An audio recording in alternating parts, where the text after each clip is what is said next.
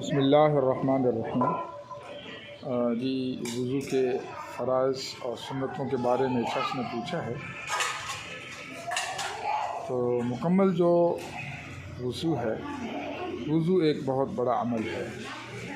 اور نبی اکرم صلی اللہ علیہ وسلم سے ایک صحابی نے ایک بات پوچھی کہ اللہ کے نبی، میں ہمیشہ خوشحال رہنا چاہتا ہوں، وسعت والا رہنا چاہتا ہوں۔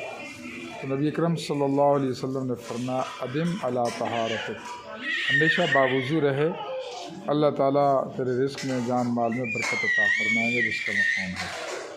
تو مکمل وضو کرنے کا طریقہ کہ سب سے پہلے نیت کرے وضو کی، پھر اس کے بعد ہاتھ دھوئے، پھر اس کے بعد کلی کرے، مسواک کرے، ناک میں 3 دفعہ پانی ڈالے، اپنے چہرے کو 3 دفعہ دھوئے اور داڑھی کا خلال کرے، پھر ہاتھ کو کونیوں سمیت 3 دفعہ دھوئے، پھر ساتھ پورے سر کا مسح کرے، کیونکہ چوتھائی سر کا مسح کرنا فرض ہے، پورے سر کا مسح کرنا سنت ہے، فرض بھی اس میں آ جاتا ہے۔ گردن کا مسح کرے، پھر ہاتھ پاؤں کی انگلیوں کا خلال کرے، اور پھر اپنے پاؤں کو ٹخنوں سمیت 3 دفعہ دھوئے، اور کوشش کرے کہ جو پانی وضو کا بچ جائے تو وہ آخر میں کھڑے ہو کر پی لے۔ یہ مستحب عمل ہے اور یہ وضو کرنے کا مکمل طریقہ ہے۔